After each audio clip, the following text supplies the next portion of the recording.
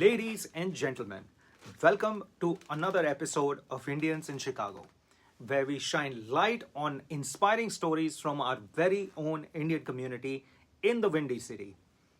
Today's episode is a special one. We are joined here by Vamsi Koduri, Yashoda Koduri, and their son Maurya Koduri for a heartfelt conversation about resilience, love, and purpose. Vamsi is the founder of Maurya Koduri Foundation and also the author of the book I have in my hand, The Pursuit of Triumph. Together, they're raising awareness about SPG4, a very rare neurological condition, while making a global impact through their mission. Let's dive into their powerful and impactful story together at Indians in Chicago. Welcome to the show, Moria. How are you? It is such a pleasure to have you here today. I'm told that you like a lot of cool activities. Can you tell us more about them? I am 12 years old. I go to Scullin Middle School in Naperville, and I am in 7th grade. I have a cute 5-year-old sister, Disha, and I love to hang out with her. My favorite subject is math. Nice. I do many activities such as coding, piano, and wheelchair basketball. Lovely. I don't really do anything in wheelchair basketball except blocking and passing. I'm a big Chicago Bears fan and watch every game. Last year, they performed terribly with a 5-12 record, but I think they will do good this year. We hope so as well. I have also met players like Justin Fields in 2023 That's and DJ awesome. Moore and Caleb Williams in 2024. Wow. I would love to also meet watch them. basketball and enjoy swimming with my dad's help. Nice. I moved Inspiring. up to the district level spelling bee after winning at my school level using my talker and hope to win the spelling bee next year. I love to travel. Even though it is challenging to travel, my parents helped me travel to lots of places like Italy, France, UK, Mexico, Dominican Republic, and India. I have a blog where I narrate my voyages to different countries. Wow. diaryofmaria.blogspot.com. I look forward to reading that. I do physical therapy, occupational therapy, and speech therapy twice a week to loosen my muscles as my rare disease SPG4 is progressive. Moria, what is that one thing that you would like people to remember about you or know about you? I can describe myself as hilarious and a person who has an incredible sense of humor. Is there anything else that you would like to share for other kids who might be facing a similar challenge like you? Kids who have challenges should have hope because there will be a cure in the future and should persevere through their difficulties. I always focus on the positive side and always think of my capabilities and work on it. As my dad said in his book, in the pursuit of triumph, hope always triumphs. That's true. We look forward to your hopeful journey, and we also wish you a lot of luck with the future cure that is somewhere in the pipeline, going through some human trials. And SPG4, as we know, should get cured sometimes in near future. It was such a pleasure having you here. We will now be speaking to your parents. Vamsi and Yashoda, welcome to Indians in Chicago. For my first question, let's start with your story. What led you to start Maurya Koduri Foundation? Tell us more about your journey. First of all, thank you, Ashutosh. My pleasure. Thanks for having us today. Maurya Koduri Foundation was started in the name of our then 11-year-old son, Moria.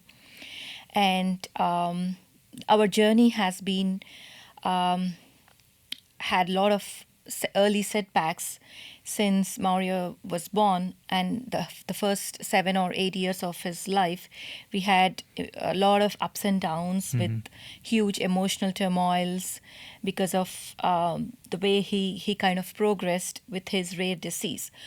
Although at that time, until his diagnosis was detected, we didn't know it was a rare disease, and we were trying to find numerous answers to many questions on trying to find out why his developmental delays were as such and why they were kind of progressing in a way we didn't expect them to be.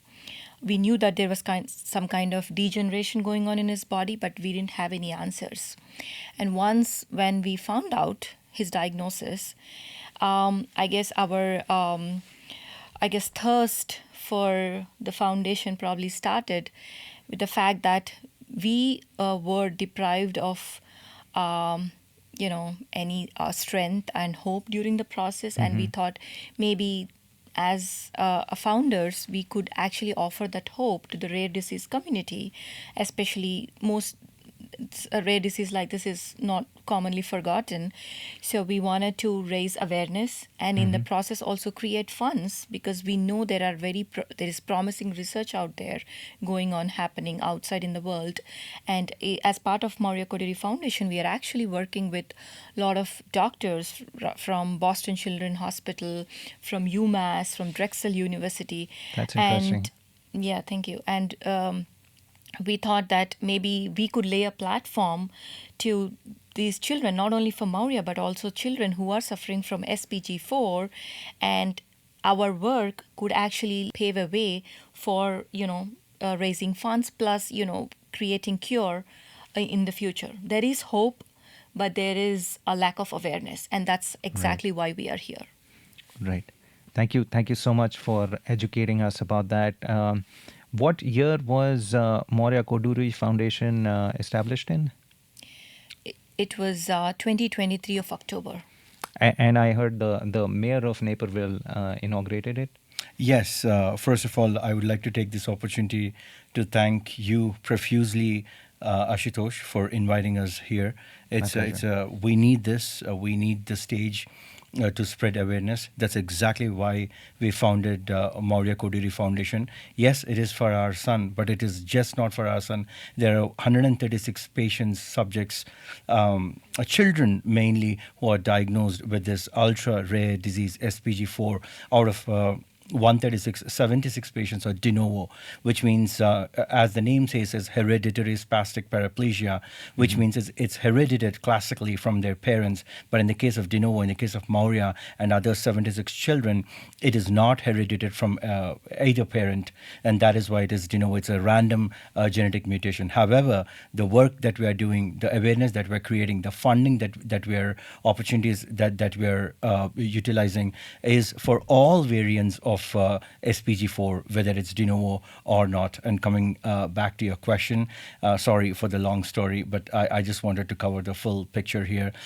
Mayor Scott Worley of Naperville launched our foundation. We did so much work towards the foundation design and development of the website, putting the doctors together and all of that. And we wanted a special person to launch the website. And when we discussed, I threw this idea, and we were debating, why would he accept? I mean, who are we? Why would he come? And then we wrote a compelling letter to him, and he graciously agreed, and he came. He launched the foundation. It was a great event, and we got the traction that we wanted. So it created much awareness that we were looking for. Nice.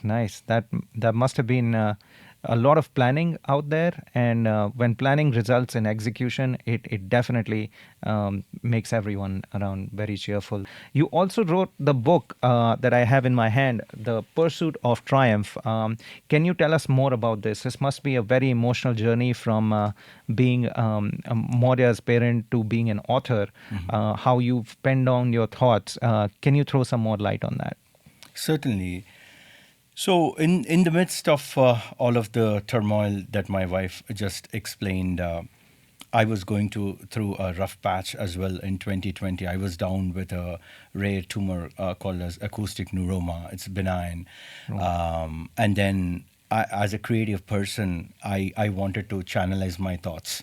Then basically I did that. I did write the book for two reasons. One, as a cathartic effect. When you pen down and when you commit words to the painful memories, that gives a cathartic effect, because your story is bottled up all these years inside, and when it's outside in the world, it's not yours anymore. Right. And when you revisit it back, you're already committed to those words, and that gives a soothing effect. So I thought I should take that route. And two is altruistic perspective.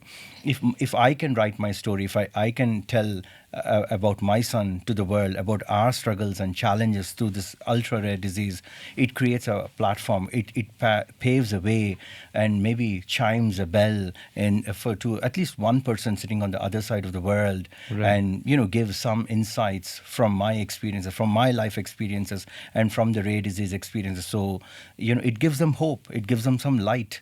We already passed that darkness, and we are at the end of the tunnel. Right.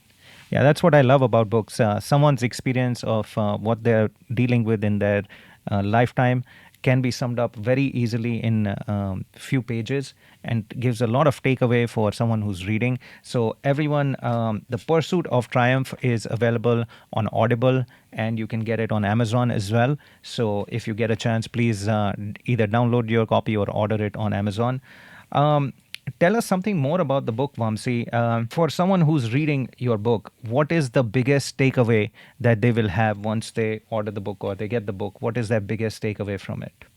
I think the biggest takeaway from this book is hope. Like my tagline, in the pursuit of triumph, hope always triumphs. We were in darkness for 7.5 years, diagnoses after diagnoses, diagnoses after misdiagnoses, hospitals, therapies, doctors. Like she explained, it was all in dark. Nobody knows anything, even neurologists, neurosurgeons. The first diagnosis was a cerebral palsy, then syringomyelia, then tethered cord, then everything was ruled out. Then finally, in 2019, with advanced genetic testing, we came out with actual diagnosis of SPG4. So I wanted to give that hope to people, not just for rare disease community or parents of the rare disease, children, but also to anybody who's facing challenges in life. I thought, because I traveled through that path, and I thought I could shed some light and give that hope. And like I said, we're all humans with different, unique perspectives, but somewhere we're all connected with that emotional chords. And if I can ring a bell, in someone's heart with that hope, I think the purpose of my book is served. And I think I did it with the number of the reviews I got on Amazon, and personally, I'm satisfied and I'm happy with the result. All right, listeners and audience, The Pursuit of Triumph is available for you to download again or order on Amazon. It talks about SPG4. For someone like me who does not know SPG4, and for our audiences who definitely don't know what SPG4 is, could you simplify this acronym for us and let us know what this stands for? What is the meaning of it? Sure. Yashoda, would you like to tell us more about SPG4?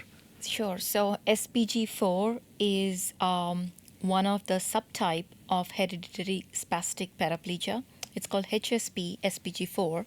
It's one of the subtypes. There are about 90 subtypes for HSP, and SPG4 is one of the most dominant subtype, where you'd find 80% of the people affected with HSP have these subtype. Okay. But with what happens with SPG4 is it's a degenerative disease, and it's known to be very insidiously progressive, which means that you would probably start with no symptoms at all, and it would rapidly progress, which is called as childhood onset or a de novo, as in the case of Moria. And there could, for others, there could be symptoms very late in their journey, where they're in their midlife, but the symptoms would still rapidly, grow fast. And the symptoms are basically you'd have a lot of spasticity in your muscles, lower limbs, and that eventually will lead to paralysis. There are people who started with a cane, a walker, and then are in wheelchair. And especially childhood onset SPG4 is even more deadly. The lower limbs degenerate very, very fast, and we have actually witnessed that with Moria, who is not the same when he was 2 years old. And if I have to take a snapshot of time, and compare Maurya from 2 years and until 12 years, I could see the decline in his graph, especially with his lower limbs. And not only that, it could also affect, for some people, and each variant behaves differently, so it's really hard. There are a lot of unknowns, but it could also cause speech delays, cognitive delays, etc. And we do see that speech delays with Moria too. So that at this point there are a lot of unknowns, but primarily insidiously progressive symptoms are mainly caused due at the lower limbs and speech delays as well. I just want to add one thing here that SPG4, like she explained, it is progressive, and there are classic cases of how it's progressed towards upper limbs and also to lower limbs and to the upper limbs, causing speech delays as well. Thankfully, Maurya's cognitive abilities are intact. But with de novo mutation, which is not hereditary from either parent, this is where it gets very complex. We have kids, like I said, 72 kids right, as of now, from the natural history study from Dr. Darius at Boston Children's University or Hospital at Boston. And these 72 kids have different, diagnoses, even though they fall into the bracket of the de novo. And that is where the complexity of de novo HSP SPG4 comes in. Thanks for explaining it in detail. You were talking about Maurya's cognitive abilities. I saw him typing the Wi-Fi password. He did it very promptly. So I'm a fan of his cognitive abilities, and he has, like you said, he has a lot of hope and future ahead. Tell us, at what point in his journey did you realize he's 12 years old now, Correct. right? At what point did you realize that he has this disease and you need to do something about it? Sure. I would like to take a little bit more time to explain this, as I have to date back all 12 years, but I'll try to be as quick as possible. So at 16 months of age, we saw some abnormalities. He was cruising along the furniture, but not really standing or walking independently. That is when she, it was red flags, and she, my wife, contacted state early intervention. They came in and they prescribed some AFOs, which are called as braces or inserts that go in the shoe, and also the reverse walker. We continued physical therapy, occupational therapy, speech therapies, and then consulted the neurologist as well.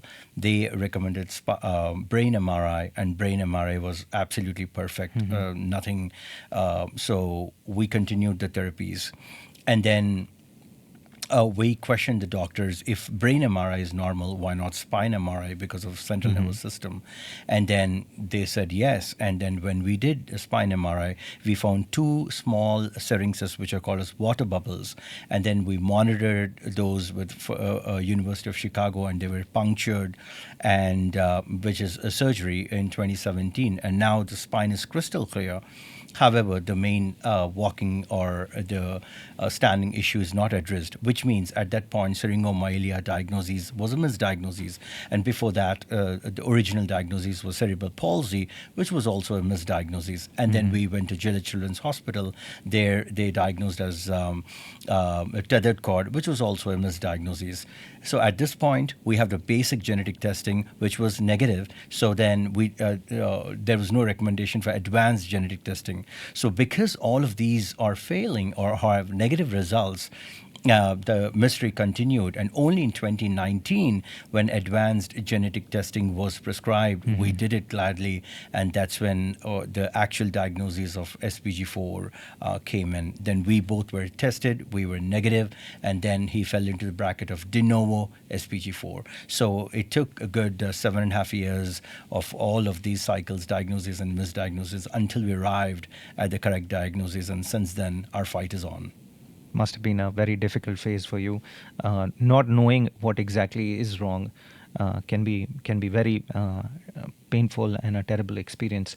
But while you were going through this experience, is there anything, if somebody else is going through something similar, what is that one advice that you would like to give them if they're facing a series of misdiagnoses, for example, or they're not able to find the the right diagnosis of what their child's disability is, what is any advice you would like to give to parents who are watching this and who would want to know more about it? Sure. I think with all of this journey, only one advice is early testing. Whenever we see any abnormalities, now, see, this was 10 years back. Now, with more advancement in medical research and less of insurance hassles, the genetic testing has become readily available and more availability. So, any symptomatically, if you detect of any parent detect, the first recommendation is get the genetic testing done, and fortunately everything should go smooth. But unfortunately, if you find out if it is SPG4, we are all here. We are 4 foundations striving day in, day out. Please reach out for support and get the child enrolled in the natural history study that Dr. Darius from BCH is going through. That is the first step, because that is where we document, the doctors document the disease progression. And from then on, of course, I explain the gene therapies and all of that. Right. Let's talk about Maurya Koduri Foundation. What's next on the horizon for the Maurya Koduri Foundation, and what are the goals that you're chasing in 2025? So our sole mission is to raise awareness and create funding so we can help the doctors, scientists, and researchers continue with their experiments, especially the project gene therapy that is currently on. And with the current administration's new policies, there is funding freeze for the research programs. So doctors are unable to move forward with their experiments. So our need for awareness and funding is even more important at this current stage and time. So that is our primary goal and mission. And as part of awareness, we do at least 2 to 3 events, starting from Panira Bread fundraisers to men's night to 5K runs to recently poker night that we did. And my wife went to Mount Everest base camp, which is 18,000 feet, and planted our Maurya Koduri Foundation flag there. All of this is to create awareness. So that's the main goal. And the second is to create funding and to help the doctors and scientists. In fact, as we speak, we just granted 30,000, 2 grants, 25K and 5K grants to Drexel University for 2 of the important projects apart from Project Gene Therapy. That's very inspiring. So in the years that you've been running Maurya Koduri Foundation, tell us one such incident that was very heartfelt or touched your heart, or any inspiring incident that you really felt that this was totally worth it. Starting my foundation was totally the mission I should have accomplished. What was that incident that that really touched your heart after starting the foundation? Having the foundation, we thought we were, of course, helping our son and for other individuals. But until and unless you encounter a live contact, a live phone call, that really serves your purpose, and that happened just 2 months back. A parent of a 2.5-year-old called me because that child was recently diagnosed, recently at that time, like 4 days, and they don't know anything about this.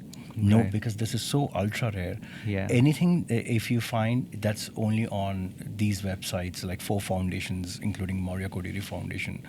So they were all over the place. They tried to research. They don't know who to reach out, Right. which way to find out information on all of that. Fortunately, he got my contact and he called me. We spoke for 90 minutes.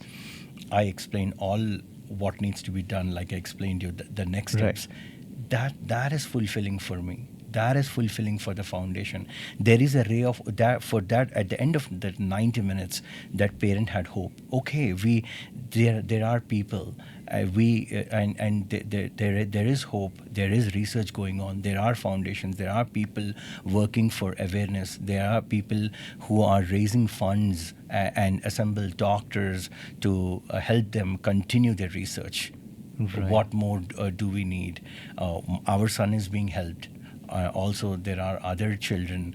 As we speak, as the testing is progressing, the advanced genetic testing, more cases are being found out. Even though this is ultra rare disease, still in that 136 people, 136 children out of 7 billion population is an ultra rare disease. It is. We need more voices. We need more awareness. We need more funding. We need more help. We indeed do. And for listeners of this show, if they need to contribute to mission Maurya Koduri Foundation, how can they get in touch with you? What are the resources available to them, and how can they support? So we have a website, www.mauryakoduri.org. That's www.mauryakoduri.org. We have the details of our work, our journey, and upcoming events and everything listed in our website. And that's where, if anybody is willing to donate, can make as the donations as well. Thank you so much. And before we wrap up our second episode, are there any final words about hope, resilience, and communities coming together that you would like to leave for our viewers here? About hope, I would like to say only one thing, which is, again, the slogan of my book, In the Pursuit of the Triumph, Hope Always Triumphs. That is because we were always hopeful that some wonders will happen one day. And of course, we are not at the cure, but at least we laid that path. There is research going on, promising research. So hope is the only mantra about hope. You said resilience. 12 years, 7.5 years of diagnoses and misdiagnoses, number of hospitals, 5 surgeries, thousands of therapy sessions, including physical, occupational, speech. What more is the best definition of resilience? Our son is the biggest motivator for us and biggest inspiration for us. And coming to communities, we need more help. Now what we got is great. People are coming forward, but we need more because this is so ultra rare disease, like I explained. Governments, there is no government funding. There is no incentives for pharmaceutical, healthcare, biotech companies to come forward and fund and distribute the therapies. So it is us, families like us, and it's very handful. We are doing all what we can, but we need more help, and we hope that help from the communities will be coming more and more, so we can do more work, spread more awareness, and eventually find a cure with the help of doctors and scientists, not just for Moria, but for all other kids now and also in the future. Right. On that note, we will be completing our second episode of Indians in Chicago. Thank you so much, Vamsi, Yashoda, and Moria for joining us here at the show. It was amazing talking to you and getting an idea of what Maurya Koduri Foundation stands for. I wish you best of luck for your journey ahead with the foundation. And I wish Moria all the best with his next Pelby contest whenever it happens. Look forward to him winning that one as well. This episode of Indians in Chicago was made possible with the generous support of Mission Meghna. To learn more or support the mission, visit www.missionmeghna.com. Thank you.